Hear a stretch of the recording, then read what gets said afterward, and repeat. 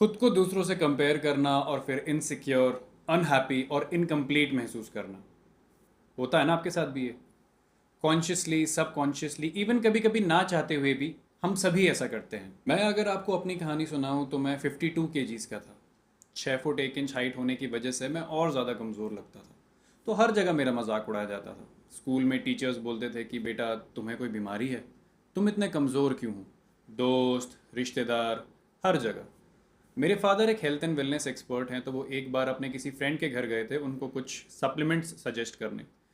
तो उन्होंने मेरी तरफ देखते हुए बोला कि सर, आप अपने बेटे को सिर्फ सप्लीमेंट्स ही खिलाते हो, थोड़ा खाना वाना भी खिलाया करो। तो ये मेरे पेरेंट्स के लिए भी उतना ही एम्बैरसिंग था जितना मेरे लिए था। और यही सब इंसल्ट्स की वजह से क्या होने लगा ना कि मेरे माइंड में एक बहुत बड़ा इन्फीरियोरिटी कॉम्प्लेक्स पैदा हुआ। मैं इनसिक्योर फील करने लग गया, दूसरों से खुद को कंपेयर करने लग गया। और फिर ये मेरी लाइफ का एक हिस्सा बन गया। देखते ही देखते यही इन्फीरियोरिटी कॉम्प्लेक्स और इनसिक्योरिटी मेरी पर्सनालिटी का हिस्सा बन गया और मैं उसे जगह जगह कैरी करने लग गया। इनफैक्ट जब मैंने फाइनली जिम भी ज्वाइन करा तो जब मैं वहाँ पहुँचा तो मैंने सबको देखा और मुझे लगा कि सब मुझसे बेहतर हैं, सब मुझसे आगे हैं। और यहीं से एक अजीब सी झिझक सी पैदा हुई। जैसे अगर कोई बेंच यूज़ कर रहा होता था और मुझे भी यूज़ करनी होती थी तो मैं कह नहीं पाता था कि ऑल्टरनेट कर ले। या फिर अगर 3-4 लोग किसी मशीन को घेर के खड़े होकर गप्पे मार रहे होते थे तो मैं उनको ये नहीं बोल पाता था कि आप प्लीज़ साइड हट जाइए, मुझे मशीन यूज़ करनी है। या किसी की बहुत बढ़िया फिजीक है तो मुझे अगर उससे टिप्स लेनी होती थी या इवन उसको कॉम्प्लीमेंट भी करना होता था तो मैं नहीं कर पाता था, क्योंकि मुझे एक इनसिक्योरिटी थी, यार पता नहीं मेरे बारे में क्या सोचेगा, शायद मुझे जज करेगा। ये सब। मैं फ़ोटोज़ नहीं खिंचवाता था, वीडियोज़ शूट नहीं करता था, क्योंकि मुझे लगता था कि मैं अच्छा नहीं दिखता हूँ, कमज़ोर हूँ। और ये कमज़ोरी, अच्छा ना दिखना, मैं अपनी किस्मत पे ब्लेम करता था कि शायद मेरी किस्मत ख़राब है। कुछ समय बाद मेरी इनसिक्योरिटी और मेरे कंपैरिजन की हैबिट इतनी ज़्यादा बढ़ गई कि मैं जिम तब जाने लगा जब वहाँ पे सबसे कम लोग होते थे, ताकि मुझे कोई जज ना करे। मैं एक एक्टोमॉर्फ हूँ, मतलब मुझे वेट गेन करने में दिक्कत होती है। तो उसकी वजह से भी मेरी बॉडी में कोई चेंजेस नहीं आ रहे थे। लोगों को और मजाक उड़ाने की अपॉर्चुनिटी मिल गई कि जिम जाते हो, लगता तो नहीं। मैं और इनसिक्योरिटी में चले गया, मैंने और किस्मत को ब्लेम करना शुरू कर दिया। लेकिन एक चीज़ अच्छी हुई, मुझे एक्सरसाइज करना पसंद आने लगा, भले ही मुझे रिजल्ट नहीं मिल रहा था। तो फिर मैंने एक चीज़ डिसाइड करी कि 1 साल बाद बॉडी कैसी बनेगी, 2 साल बाद बॉडी कैसे दिखेगी, इसके बजाय मैं आज पे फोकस करूँगा कि आज मैंने अपनी एक्सरसाइज पूरी करी या नहीं करी। मैंने इस चीज़ पे फोकस करा कि आज मैंने 100% दिया अपनी एक्सरसाइज को, अपनी डाइट को। भले मुझे कुछ चेंजेस नहीं दिख रहे थे बट आई डेंट केयर। धीरे धीरे क्या हो गया, कंसिस्टेंसी के साथ साथ बदलाव आने लगे। धीरे धीरे चीज़ें ठीक होने लगी, मजाक तारीफ में बदल गया।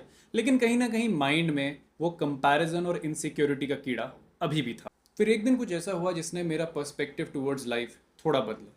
मैं जिम जा रहा था पैदल, और रोड के दूसरी तरफ मेरा एक बहुत पुराना स्कूल का दोस्त खड़ा था। उसकी पीठ मेरी तरफ थी तो वो मुझे नहीं देख पाया।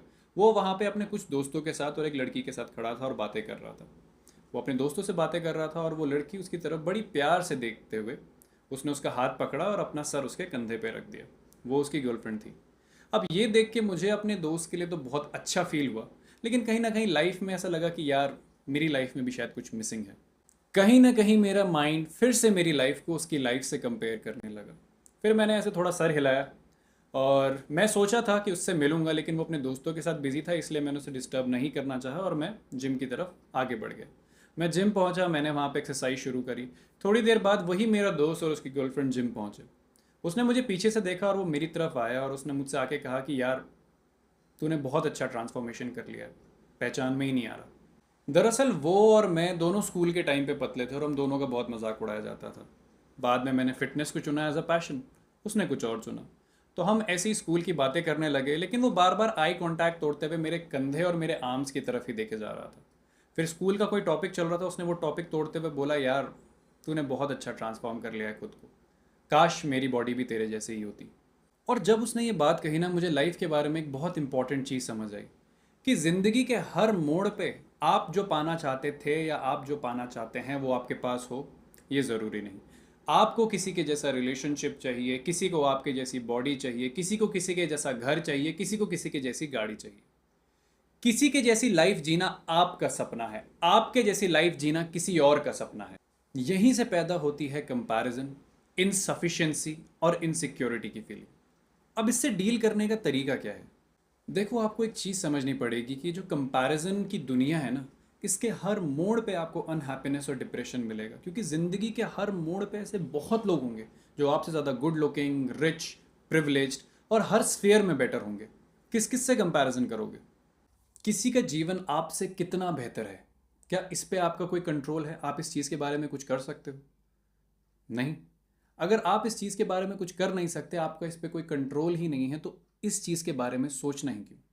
ये सब सोचने के बजाय आप उन चीज़ों पे फोकस करिए जो आपके हाथ में है। आपकी लाइफ, आपके एफर्ट्स, आपका डेडिकेशन, आपका हार्ड वर्क, जो भी रिसोर्सेज आपके आसपास हैं जिनको आप कंट्रोल कर सकते हैं, उनको यूटिलाइज करिए और अपना बेस्ट वर्जन बनिए। अगर आज कल के मुकाबले आप एक बेहतर इंसान हैं, बचपन में आप जैसा सोचते थे कि मैं ऐसा बनूंगा, अगर आप उसके धीरे धीरे करीब भी जा रहे हैं, तो ये अपने आप में ही एक बहुत बड़ी जीत है। सपनों के पीछे भागना नो डाउट बहुत ज़्यादा ज़रूरी है, लेकिन उसके साथ साथ उतना ही ज़रूरी है उन चीज़ों के बारे में ग्रैटिट्यूड एक्सप्रेस करना जो आपके पास हैं। जैसे मैंने पहले भी कहा था, किसी का सपना है आपके जैसी लाइफ जीना, तो एटलीस्ट हम उन चीज़ों के बारे में ग्रेटफुल तो हो ही सकते हैं जो हमारे पास हैं। देखो, अगर मैं ये बोलूँ कि बीच बीच में ये कंपैरिजन की फीलिंग नहीं आएगी, ये भावना नहीं आएगी, या मुझे नहीं आती है, तो ये गलत है। आती है एक दो सेकंड के लिए, लेकिन फिर एक दो सेकंड के अंदर ही मुझे समझ आ जाता है कि उसका कोई फ़ायदा नहीं है। मैं क्या कर रहा हूँ वो ज़्यादा ज़रूरी है। तो मेहनत करते रहो, खुद पे काम करते रहो और एक अच्छा इंसान बनने की कोशिश ज़रूर करो।